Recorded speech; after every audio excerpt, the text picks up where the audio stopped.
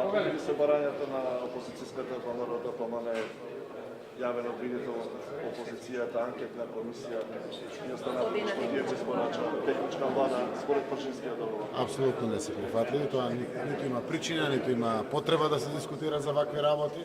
Самите институции дадоа своји коментари, да се бара комисија која што треба да провери дали бил законски референдумот, дали имало законитост во неговото спроведување или слично, во услови кога председател на Државна изборна комисија од ВМРО-ДПМН и други институции кои што се надлежни за самата контрола на избирачкиот процес или еве да кажам управен суд каде што нема променето ниту еден член кој што е второстепен во делот на одлучувањето, мислам дека само по себе кажува што всушност се сака со вакви барања да се постигне. Ние остануваме на нашите ставови дека ќе направиме се во една пријатна атмосфера, многу нормална, многу одговорна, да разговараме со пратеници. Верувам дека ќе имаме некој резултат крајот на неделата, почетокот на идната недела, некаде околу 10 октомври е некој таргет, за да секако при тоа и соопштиме на јавноста кои се следните чекори. Јас се надевам дека ќе имаме можност да соопштиме дека се обезбедило мнозинство, повеќе од потребното двотрединско мнозинство. Тогаш е нормално, тогаш е добро за државата и ќе навистина Македонија нема да загуби непотребни месеци, но секако остануваат отворени прашањата да се решава целата оваа ситуација, да се решава преку вонредни парламентарни избори кои што не ги посакувам.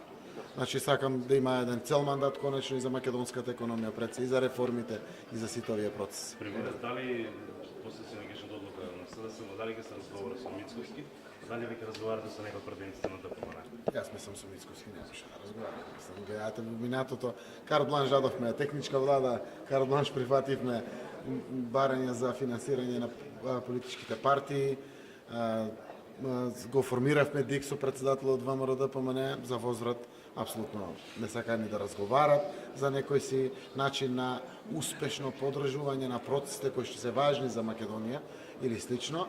Јас мислам дека ако јас се обидам било што, тоа само повеќе ќе оддалечува едни со други во ставовите и нема да дојдеме до решение. Тоа е работа на пратениците. И навистина пратениците треба да разговарат. Јас веќе одржав 2 состаноци со координаторот на пратеничката група, со замениците координатори, со многу наши пратеници кои што на колегијално ниво ќе разговарат.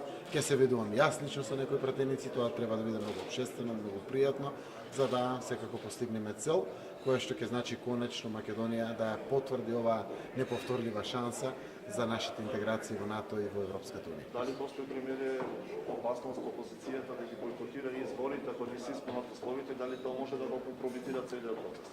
Не верувам во таква работа, заради тоа што тој процес го заокружувавме кога беше лидерската средба. Со нашето прифаќање за пржинска техничка влада, апсолутно го заокруживме тогаш процесот. Секако, секој пат може да се измислуваат секаков вид на бајки, приказни или било што, ако некој сака да ескивира процеси, но да се држиме до она која што е секако стратегија. Дај она што е исправно за државата. Да се обидеме право со пратениците, ако не, тогаш ќе ги отвориме овие дебати за учеството на сите во изборите.